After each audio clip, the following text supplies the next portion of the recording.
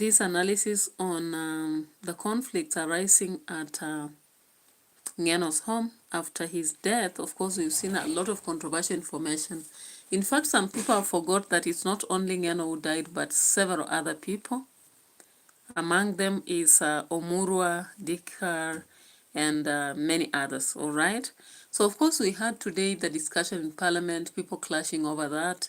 But the most controversial part is that there were predictions about his death. And also SIFUNA was afraid of boarding that plane. I think we can get through some discussions in their talks that tell us this. Let's start from here. Nataka niseme, nilisikia MC mmoja hapa akisema ati ametuona tumeingia pamoja na kina Cheruyot, ati tuko pamoja. Tuko pamoja. Sisi watu ya ODM tuliangalia vitu inafanyika na mandege hii Kenya, tukaambiwa SIFUNA, ukiingia ndege hakikisha kuna mtu ya UDA pia ameingia hiyo ndege. Ndio kama kuna hasara, kama kuna hasara itapatikana, ODM ipoteze, UDA ipoteze, tutoke draw. Ndio maana nimekuja na Cheruyot, hatuko pamoja. Mtu asikudanganye bwana. Selection. All right. So that is one of the speeches that has been very viral in the country. Do you agree with this? Should politicians continue giving such sentiments? Now, away from this, of course, we've had another sentiment from Gachagua. Of course, we'll be coming to that. But before that, let's see what Joachim Simiyu said here. We get to 2027. A lot of people within the political space will go to Sayuni. You will see very mysterious deaths of members of parliament, MCAs, a governor who just looked healthy the other day, today is gone. Because they are now thinking about how they survive post-2032. All right, guys, is it a must that in Kenya, before elections are conducted, we must have this unpredictable death kind of situation, mysterious ones? Should we really have these accidents? Of course, if you look back in the history of plane accidents, we've had so many. Among them is the death of Saitot, which was controversial. Jode, we had Ogola, we had Leboso, and now this comes. And it comes at a very time when we're just expecting campaigns to be hot. Is it by coincidence or was it planned? This is a question many are asking, all right? So I don't just understand what's going on, but with the speculations in air, Lamek Mwita, welcome. Hello, welcome to the channel. Thank you so much for showing up. And anybody else in air, please subscribe to the channel if you're new. If you're always watching us, you can also remember, Shikai, remember to like the video and flow with the vibes. So, of course, we've seen a lot of clashes over the death of NGENO, with some people coming up with very funny statements that, of course, there are people of high profile. It's focused towards understanding why the clashes are happening in the country. And, of course, the clashes are not just ending away from NGENO'S home. In fact, there was a very serious clash at NGENO'S home that has brought a lot of, questions. And the police had to really fire in air to stop the fights that were going on between a group that had landed with Sudi and another one with a different person. So what is going on? The statements that have been coming out of many politicians again, they're very controversial, guys. Of course, in Africa, whether it's an accident or a death of a young person, it's never considered natural. It's unfortunate that actually NGENO is somebody who just married recently. Of course, I learned that from Ichungwa when he was speaking in Parliament. And of course, in Parliament, there were already clashes there. If you've watched, you've seen what the clashes are in terms of their sentiments. The sentiments are not flowing in parallel line. They are actually hitting each other, like what happens when you are hitting the solids and they have to break down to liquid before they get to gaseous. Or what can I say? I don't even have much to talk about. But let's get to see. Another prediction that was done early was by Uhuru Kenyatta. Let's listen to this, guys. What did he say here? Let's listen to this. Now remember, Ngeno talked about Uhuru Kenyatta's family before. We'll get to that, but let's listen to this. Tutasoma sisi tu kwa magazeti, fulani ndio huyo tena ameenda, huyo siku nyingine fulani ndio huyo ameenda. So kila mtu pahali alipo. Sabini na nne Mzee Jomo Kenyatta alichoma mawe na kupeleka ng'ombe yetu 10,000 na kila ng'ombe ikapigwa auction.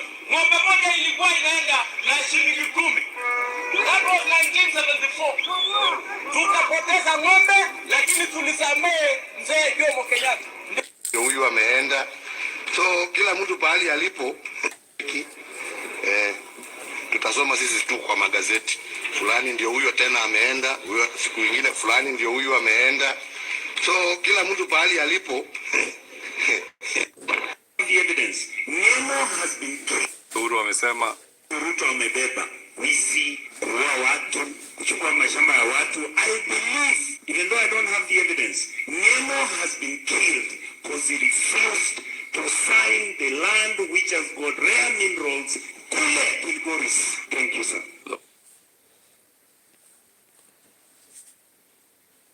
What the hell is this?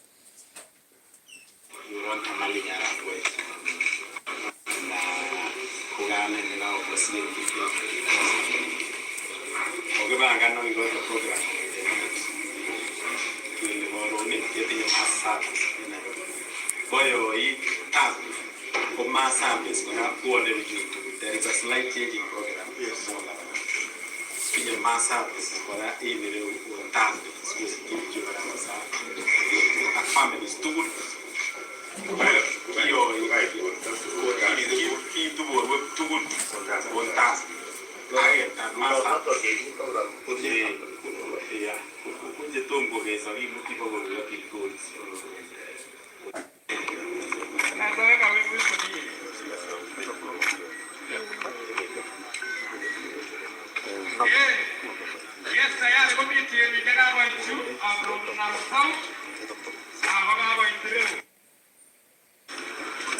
Waruchongwane ko kainet ko wakili arap senator nebo Bomet. Senator nebo Bomet. Kakibwa ak echek koboto kandoichu tugul takat chitugul. Kokimwa ko ki family. Ile takat chitugul. Family kule kazi wa maana baba. Kimeje kihakikisha nwa. Ndio mrodi. Magmato. Amukin kilomita man. Kitololosia ka kwen. Peisheni ni wanyamke wa masi turni. Kisa tala kwa kama sige torat ki. Igajo sukul ko kimai wa sir trainers. Ko igale nyo no ai ko malo no sirwe trainers. Mzike na Mungu amweka pahali kama peponi kwa sababu kweli ni uchungu ni mzito sana. He was a fearless leader mwenye alikuwa anatetea haki ya watu wao. Yeah, all right. So, of course, that is a common statement that has come from so many people. All right. So many people have talked about him as a fierce leader who was fearless, bold, and kept protecting the rights of the people of Kipsigis. And of course, at one point, they have had to play back the video that Natembea played, indicating he was once able to help him, or rather secure him from the kind of, molestation he could have gone through. So looking at this, then all the questions have come to arise from different zones. And I want us to go back to some video here and just check on it. The one that is telling us more about the clashes that happened. Just briefly, of course, our video is not going to be long. Maybe the maximum will be 20 minutes. We've already exhausted our 10 minutes. So 10 minutes and we'll be out of here. So let's look at that and then we can go on. So, of course, there was a war that erupted at the home of NGENO, and tear gas had to actually stop the rows that were happening. And, of course, today also at Dagoretti, we've seen also tear gas and chaos erupting over there just when the President Ruto is visiting Dagoretti. What's happening in our country? Because it's like most times people are opting to violence than any other way. Does it mean that maybe people have really watched a lot of violence and it is occurring to them that that is the only option? So let's look at this happening at NGENO'S home, then we can get to finally look at the Dagoretti situation, and then we call it a day. So Oscar Sudi's team arrived here, Kamilan's team arrived also, and then there was war in air.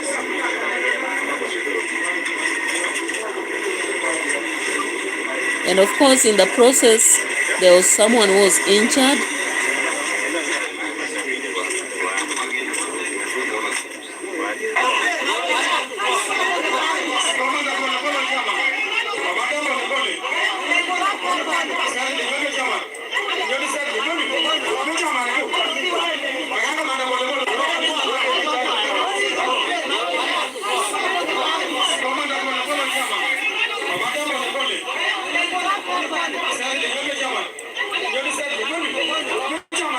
Look at that. What an embarrassing moment.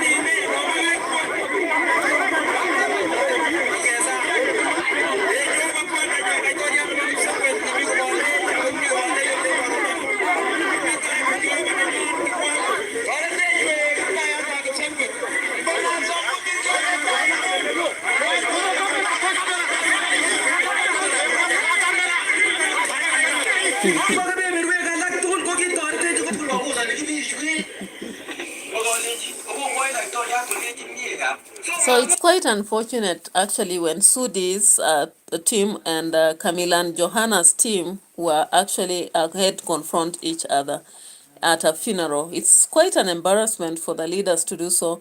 And of course, meanwhile, there was also tear gas and chaos in a rowdy youth that disrupted President Ruto's a meeting at Dagoretti. Let's watch this. Tear gas and commotion marked President William Ruto's tour of Dagoretti South and Dagoretti North, where he inspected development projects before capping the visit with a roadside rally. At the rally, the head of state into the air. In Kawangware, Dagoretti North constituency.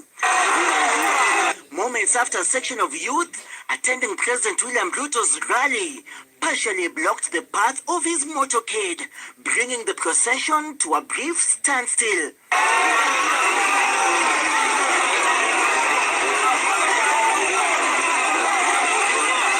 As the presidential convoy made multiple stops across Dagoretti South and North, it struggled to maintain momentum, at times prompting the head of state to signal for the motorcade to move on. The president's security detail visibly strained, working to push back surging crowds eager to catch a glimpse of the motorcade. The head of state, who inspected development projects at Mutuini Hospital in Dagoretti South, commissioned a new workshop block at PC Kinanjui TTI, toured ongoing works at Riluta Modern Market, and inaugurated a tuition block at Kawangware Primary School in Dagoretti North. Also announced that the construction of a new international airport signals the beginning of Kenya's Singapore dream. Leo tumetangaza ujenzi wa airport mpya leo, na hiyo airport itaanza kujengwa kabla ya mwezi wa 6 mwaka huu. President Ruto stands firm behind the UDA-ODM pre-election talks, despite opposition from the ODM's Linda Mwananchi faction. Natengeneza serikali ya kuunganisha Wakenya wote, na ndio tulikubaliana na sisi watu wa UDA na ndugu zetu wa ODM, tukasema tunatengeneza serikali ya broad base. Hapo ndio tuko, Mheshimiwa Rais, mahali baba alituacha hapa ndani ya broad base. Viongozi wa ODM wako hapa, viongozi wa UDA wako hapa, na hao wote ni wana Nairobi, wana. All right, Irene Kamau, welcome. There's a lot of drama in our country, and I don't know whoever will save us from this, because a lot of these dramas are caused by selfish interests. And of course, poor leadership, abuse of power, abuse of office, fraud, corruption, among other aspects. I don't know how soon or how later this will end, because generally we are suffocating in a very poor economy. Most of our businesses are not running smoothly. Things that we expect to move are not moving. If you look at the progress of individuals, in fact, this aspect of SHA, why did they have to indicate yesterday that teachers can no longer receive SHA services? Because there's no remittance from TSC and the government at the same time. So I was just imagining by today, if a teacher is extremely sick, or maybe they're undergoing the prenatal or natal services, what happens to them? So our country is at flames, but leaders are just fighting in things that don't even add up. They are also throwing each other to the wind. I don't know. They are throwing caution to the wind and setting each other for whatever purposes, throwing each other under the bus. And it's such a moment that is so disgusting to the citizens, because nothing good is coming out of the entire pressure. All right, so let's come to an end of this. Because I just wanted to share something else, but I don't know whether I'll do it. Thank you so much for having paid attention. Bye-bye for now. We've taken exactly 19 minutes, and I appreciate you for coming around. We had Lamik Mwita, we had Irene Kamau, and I know many other people have watched, and they'll keep watching. So stay tuned, and let's keep it real. Bye-bye for now.